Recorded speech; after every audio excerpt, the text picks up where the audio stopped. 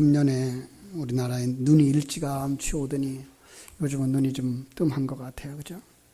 유럽에 눈이 엄청 많이 왔다는 이런 소식을 들었습니다. 환경이 파괴되면서 겨울철 폭설, 또 그런가 하면 겨울철 홍수가 심심치 않게 떠오르죠. 그래서 2011년도에, 13년도에, 15년도에 유럽에 겨울 홍수가 있었다 그래요. 그래서 겨울 홍수를 이렇게 찾아봤더니 지난 11월에 그 이탈리아의 그 산마르코 광장에 물이 찼어요. 거기는 이제 베네치아라고 하는 그 물로 다니는 배들이 있잖아요. 그것이 교통수단이 되기도 하는데 비도 많이 왔고 또 바로 밀물의 때가 되어져서 이 바닥에 물이 차올라 왔는데 그 성당이 있거든요. 그 성당 마당이 그 산마르코 광장인데 거기에 1m 정도 물이 올라왔다는 거예요. 재밌는 건요. 그들이 그 위로 걸어 다니기 위해서 아주 임시 다리를 그렇게 잘 놔요. 그때마다 그 우리 그 건축할 때 아시바를 매듯이요. 그죠? 갖다가 놓고선 바로 손발만 매면 임시 다리가 되어져서 그리로 다니는 그림을 이렇게 사진으로 볼 수 있었습니다. 여러분, 홍수가 나면 뭐가 가장 흔할까요? 물이 흔하겠죠. 그죠? 모두가 다 보이는 게 물이니까. 물에 그 잠겨진 도시는 더 했을 것 같아요. 전부 다 물일 것 같아요. 근데 그 도시에, 그 당시에 가장 귀한 게 무엇인지 아십니까? 잘하시네요. 물은 많은데 마실 물이 귀하다는 거예요. 참. 그런 면에서 우리가 이 세상을 살아가면서 이런 것들을 보고 귀한 정보를 깨닫게 되는데, 오늘날 정보 홍수 시대죠. 그죠? 요즘 뭐 어디든지 정보를 볼 수가 있어요. 그래서 심지어 우리 학생들이 이제는 지식을 쌓는 시대가 아니라 지식을 활용하는 시대가 되어져야 된다. 지식이야 뭐 컴퓨터 속에 들어가면 되고 계산이야 컴퓨터가 하면 되니까 우리 거기에 신경 쓰는 것이 아니라 그 지식을, 지혜를 가지고 어떻게 활용하는 것이 더 중요하다라고 이야기하는 사람들이 많이 있습니다. 여러분, 그런데요, 오늘날도 말의 홍수 시대에 살고 있죠. 그 말들 가운데 가장 많이 쓰는 말이 무슨 말인지 압니까?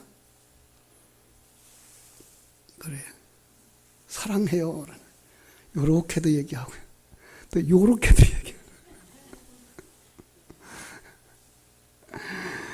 사랑이라는 주제. 그래서 텔레비전에서도 사랑에 관한 이야기, 노래도 사랑에 관한 이야기, 영화도 사랑에 관한 거. 사랑의 주제가 넘쳐 흐르는 거예요. 그런데 이 시대에 사랑에 또 가장 굶주린 시대라 그래요. 참 안타깝죠, 그죠? 왜 그럴까요? 마치 홍수 시대에 물이 부족한 것처럼 사랑을 말하지만 사랑에 굶주린 시대가 되어졌다라는 얘기를 하고 있는 거죠. 진정한 사랑을 가지지 못해서 그렇고요. 참 사랑을 경험하지 못해서 그렇다는 거예요. 이 신약 성경에 쓰여질 때에 헬라 문화권 안에 사는 사람들은 이 사랑이라는 말을 아주 많이 썼어요. 근데 그 사랑이라는 단어가 몇 종류가 있어요.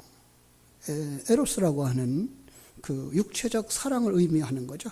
이 그리스 신화에 나오는 그 신의 이름이기도 해요.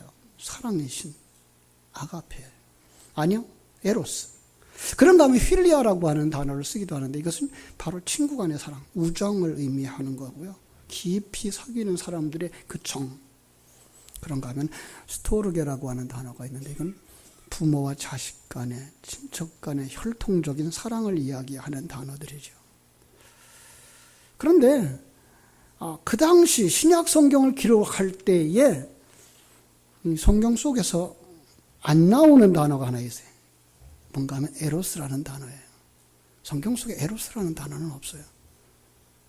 그런데 그 당시 그들이 사용하지 않던 단어가 등장하는데 그게 바로 아가페라는 거예요. 아가페, 참된 사랑.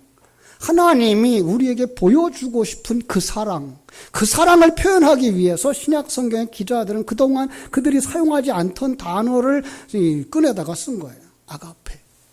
그래서 아가페라는 단어의 의미를 찾아보았더니 주는 사랑, 희생적인 사랑, 조건을 넘어서는, 그리고 타산하지 않는 사랑, 절대적으로 상대방의 유익을 구하는 사랑.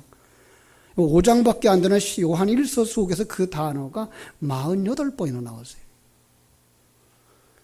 명사나 동사, 또 동사 형태의 단어들, 이런 것들이 46번이에요. 46번이나. 48번이 아니고 46번이나. 나중심의 사상으로 가득 찼던 그 헬라 문화 속에 살았던 사람들, 로마의 지배 아래 살았던 사람들은 이 단어를 그래서 사용하지 않은 거예요. 왜요? 나중심의 단어가 아니기 때문에. 나중심의 사상으로 가득 찼던 이 사람들은 이 단어를 안 썼는데 왜 하나님은 그 단어를 그 헬라 문화 속에다가 썼을까요? 이거죠. 어느 날 하나님이 이렇게 성경을 기록하실 때에 그 단어를 갖다 쓰므로 말미암아서 그 단어 속에 담아준 깊은 뜻을 우리에게 계시해 주시려고. 그렇죠? 우리가 예수 믿고 물과 성령으로 거듭남 받았을 때, 구원받았을 때 우리는 이 사랑을 받은 사람인 줄로 믿습니다. 우리가 가장 순결하고 가장 고귀한 사랑, 그 사랑을 체험하게 되는데 주는 사랑이에요. 하나님이 주는 사랑이에요. 희생적인 사랑이에요. 그리고 조건을 넘어서는 사랑, 타산 없는, 철저하게 상대방의 유익을 구하는 사랑. 그런데요, 이 성경에 이 말을 기록했고 우리는 그 사랑을 안다라고 말했는데 오늘 이 세상에서 우리가 그 사랑을 느끼지 못하는 거예요. 이게 안타까운 거죠. 예. 하나님은 그걸 우리에게 주셨다고 말씀하시고 너는 그 안에 있는 사람이야 라고 말씀하는데 우리는 그것을 느끼지 못하고 있는 거야. 누리지 못하고 있는 거예요. 나누지 못하고 있는 거예요. 마치 갓 태어난 아기가 엄마 아빠의 그 희생적인 사랑이 뭔지를 모르는 것과 같은 수준에 머무르고 있는 거예요. 그래서 우리는 이렇게 마음에 새겼으면 좋겠어요. 한번 따라합시다. 나는 하나님의 사랑을 받은 사람입니다. 예, 우리는 하나님의 사랑을 받은 사람이에요. 사랑이 넘치는 행복한 교회로 가는 가장 중요한 길목에서 정말로 이 사랑, 하나님의 사랑, 아가페의 사랑을 충분하게 알고 묵상하고 누리지 못한다면 우리는 여전히 사랑에 목마른 사람으로 머물고 말지도 몰라요. 이것은 하나님이 우리에게 먼저 주신 것이고 우리 안에서 그 사랑은 자라나고 있고 그래서 성령의 열매라고 말하고 있죠. 성령의 열매가 갈라디아서 5장 22절, 26절에, 23절에 나오죠. 22절, 23절에. 오직 성령의 열매는 뭐예요? 사랑과 희락과 화평과 오래 참음과 자비와 양선과 충성과 온유와 절제니라. 가장 처음에 뭘 해요? 사랑. 성령의 열매는 사랑이라는 거야. 이 아가페인 거야. 우리가 맺어야 할 성령의 열매, 아가페의 사랑에 대해서 우리는 그래서 오늘 묵상을 좀 하려고 합니다. 사랑장으로 가야 되겠죠. 여러분, 사랑장이 어딜까요?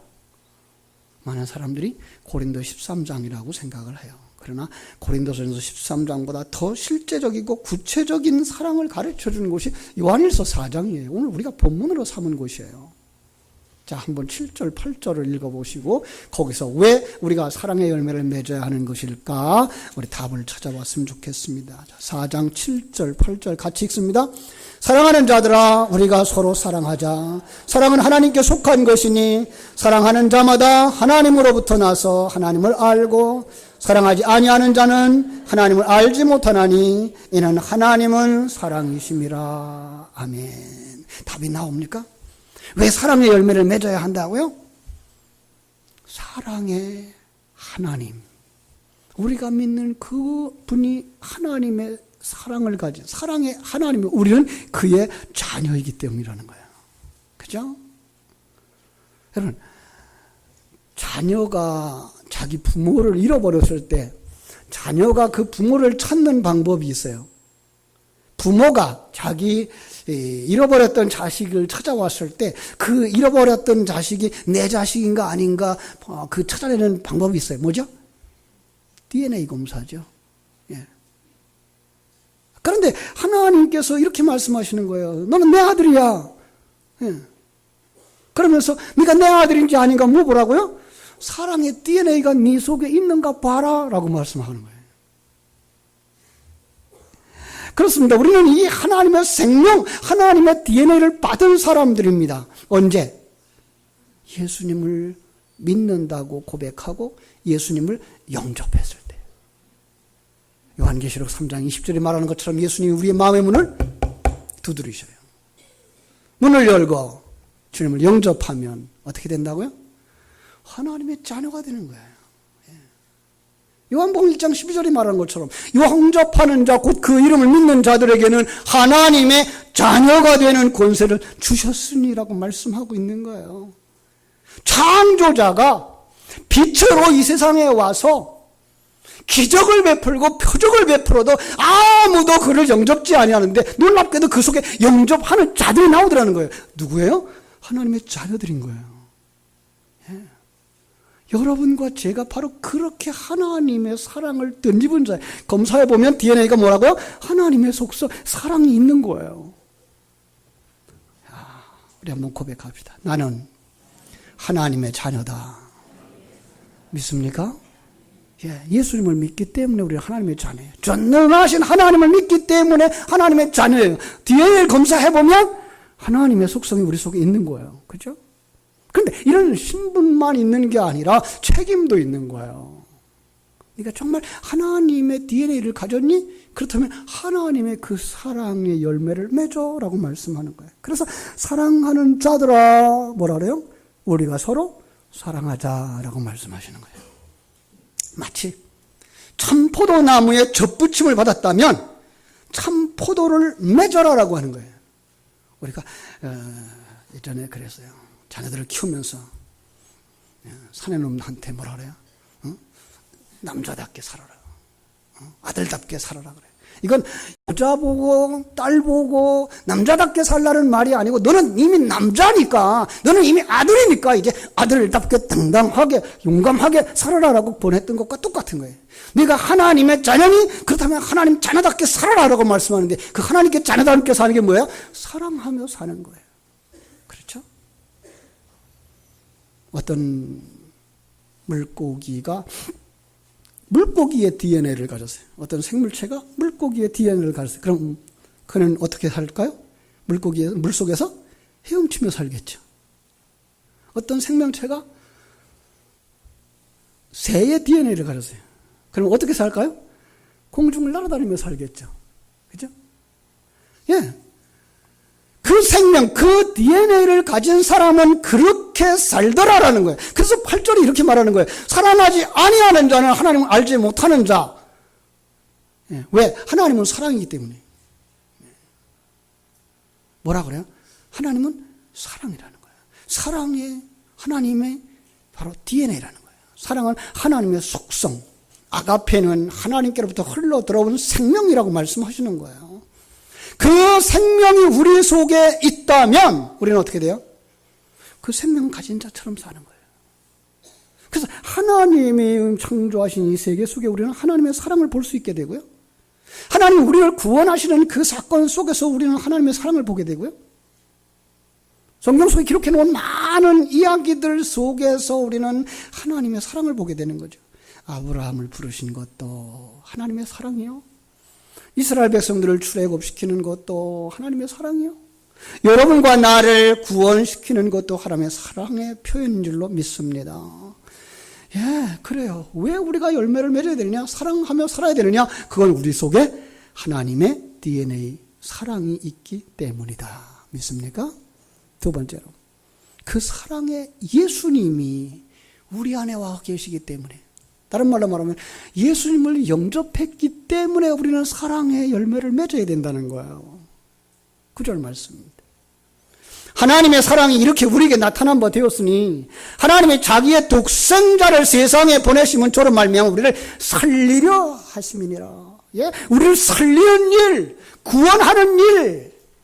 그런데 하나님이 그 구원하는 일에 하나님이 하나밖에 없는 외아들, 독생자 예수 그리스도를 내어주셨다는 거예요.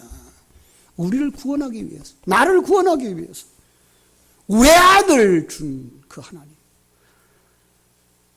여러분, 우리가 창세기를 읽으면서 아브라함 이삭을 바치는 사건을 우리가 보면서 어떻게 했을까?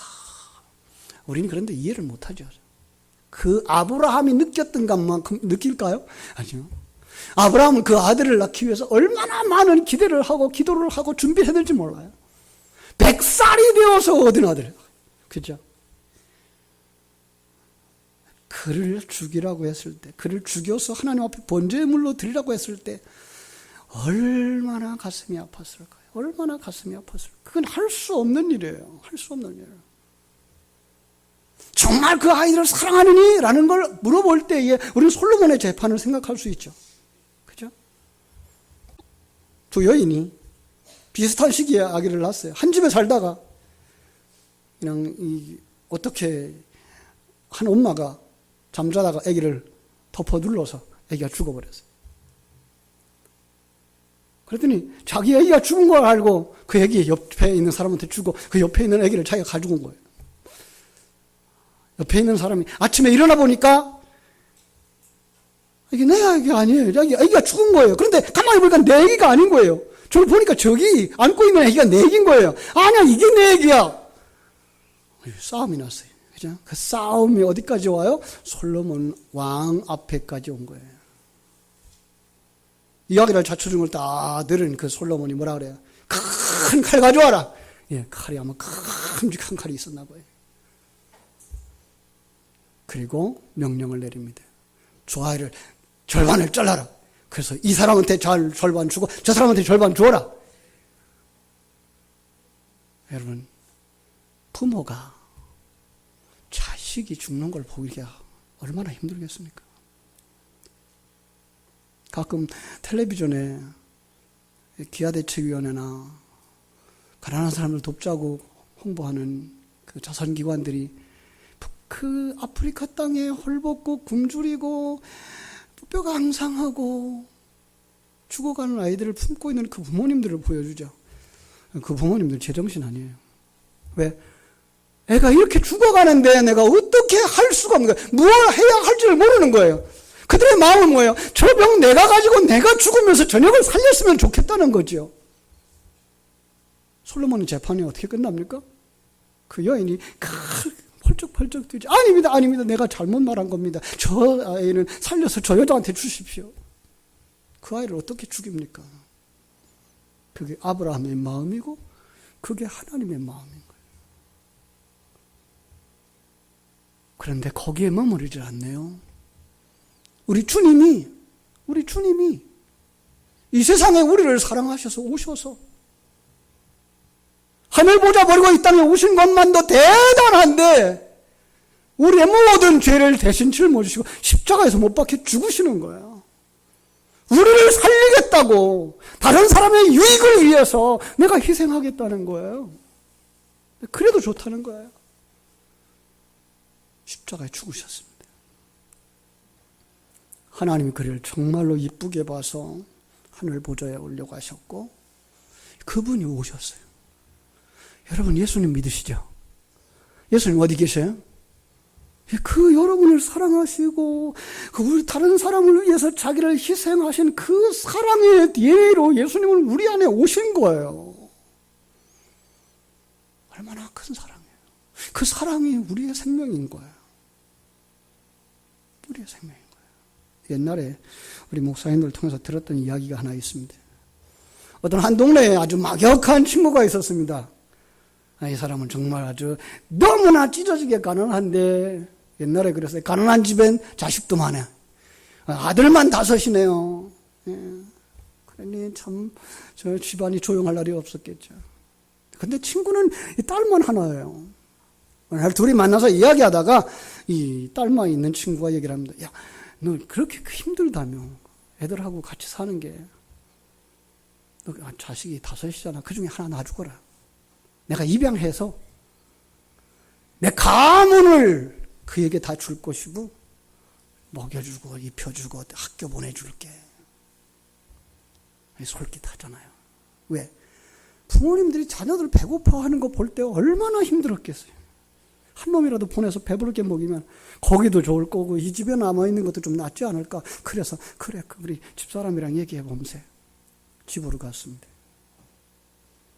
집에 가서 얘기했더니 부인이 펄쩍펄쩍 뛰는 겁니다. 어떻게 그럴 수가 있느냐고. 이야기를 자초지종을 다 얘기합니다. 그러면 입을 덜 수 있잖아. 그러면 얘들 옷 하나 더 좀 난 거 입힐 수 있잖아. 아니 조금 있으면 얘들 학교 보내야 되잖아. 눈물을 머금고 이제 아기를 하나 보내려고 5놈이 잠들고 있는 그 앞에 가서 어떤 놈을 보낼까 택합니다. 큰아들을 보내자니 이건 장손이에요. 내 상속자예요. 그거 안 되죠.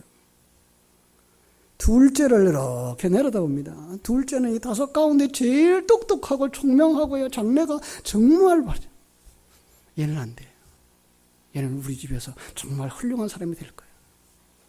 셋째를 봤어요. 셋째를 보니 셋째라서 안 되겠고, 막내를 보니 막내서 안 되겠고, 이놈을 보낼까 저놈을 보낼까 아무리 보아도 남의 집 양자로 보낼 수가 없더라는 거예요. 그 밤에 이 형제가 요한복음 3장 16절을 이해를 했다 그럽니다. 하나님이 이 세상을 이처럼 사랑하사 독생자를 주셨으니, 독생자 하나밖에 없는 아들, 그것이 하나님의 사랑이라는 거죠.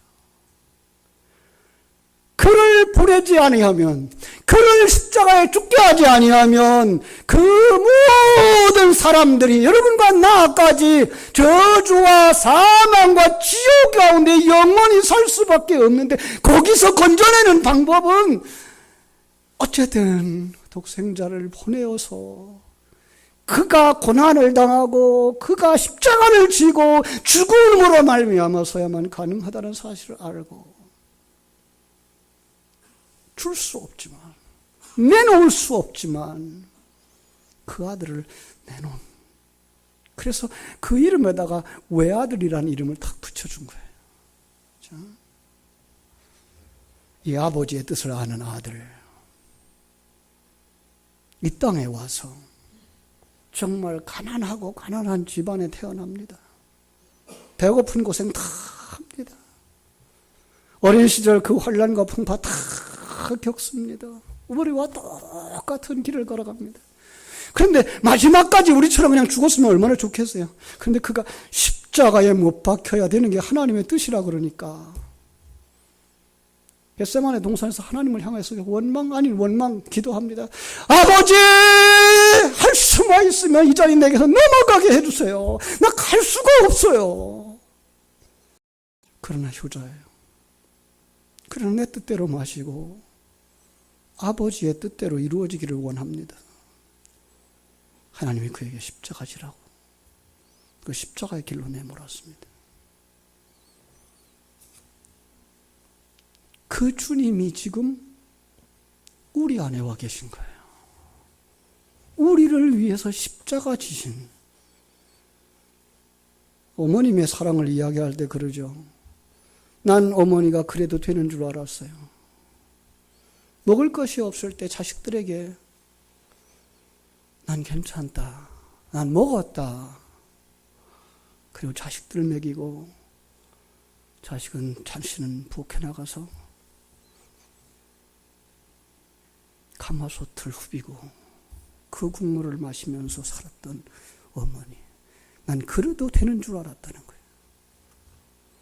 자식들한테 가운데 토막 먹이려고 나는 머리가 좋단다, 난 머리를 좋아한단다 그러면서 머리만 먹었던 그 어머니, 난 어머니가 그래도 되는 줄 알았다는 거예요.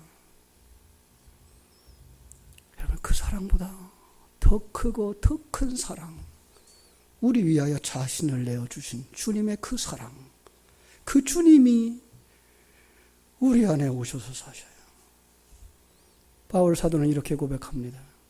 내가 그리스도와 함께 십자가에 못 박혔나니 그런즉 이제는 내가 사는 것이 아니요 내 안에 오직 그리스도께서 사는 겁니다.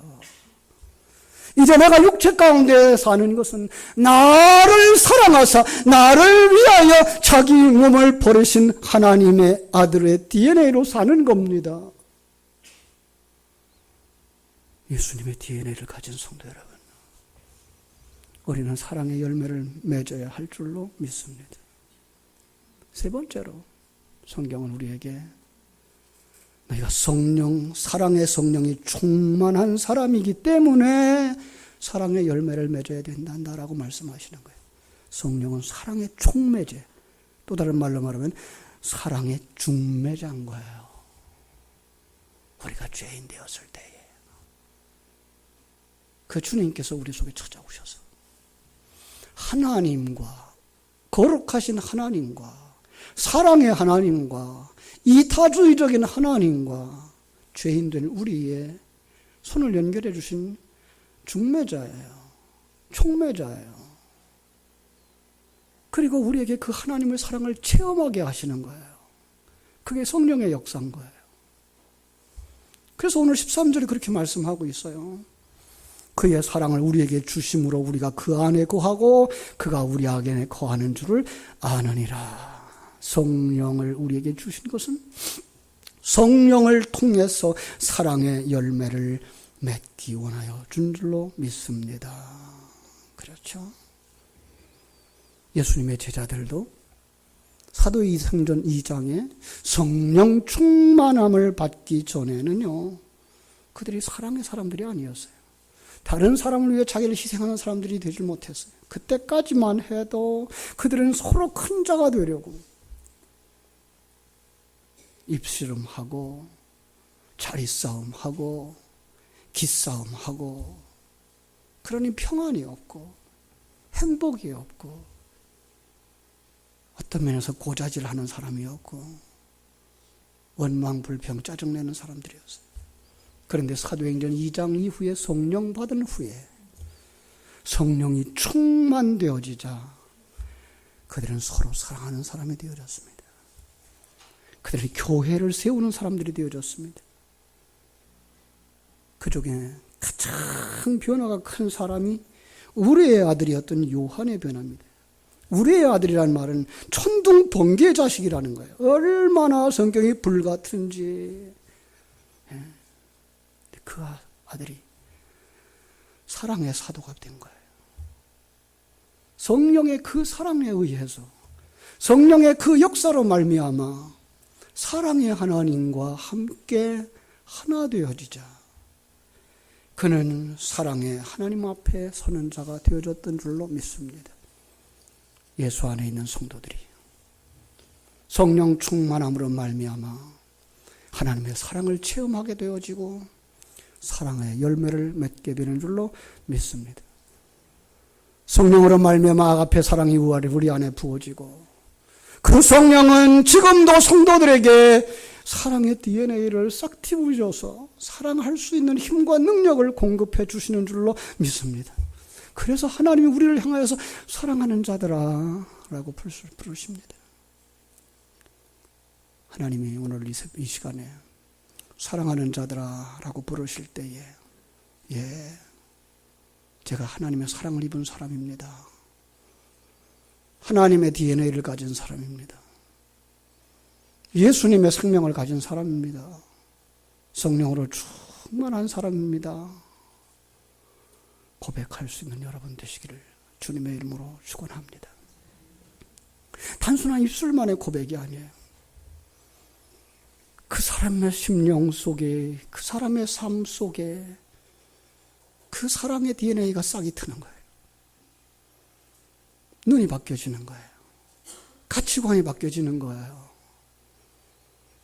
자신의 심령이 뜨거워지고, 그가 머무는 가정이 변화되어지고, 그가 머무는 현장이 변화되어지고, 정말로 교회 안에서 내 주변에 있는 형제 자매들을 사랑하는 사람으로 열매를 맺는 것입니다. 7절 한번 볼까요?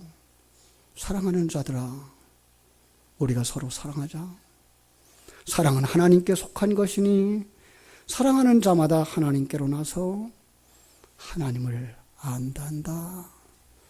우리가 사랑의 하나님께로부터 태어났기 때문에, 성자 하나님을 영접했기 때문에, 사랑으로 충만되어진 성령을 덧입었기 때문에 우리는 마땅히 사랑해야 되는 줄로 믿습니다.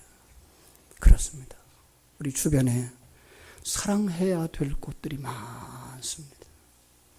사랑을 베풀어야 할 곳이 많습니다.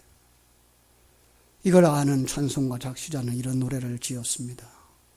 세상 모두 사랑 없소 냉랭함을 아느냐 곳곳마다 사랑 없소 탄식 소리 뿐일세 악을 손게 만들고 모든 소망 이루는 사랑 얻기 위하여 저들은 기다린답니다. 사랑 없는 까닭에, 사랑 없는 까닭에 우리는 불평하고 원망하고 있지는 않습니까? 이 시간 주님께서 주신 은혜를 마음에 새기면서, 주님, 사랑의 DNA를 가진 사람답게 상해랑의 열매를 맺는 저희들 되게 하여 주옵소서. 우리 한 1분 동안만 우리 통성으로 기도했으면 좋겠습니다. 하나님, 우리 아버지, 하나님의 크신 사랑과 은혜를 감사합니다.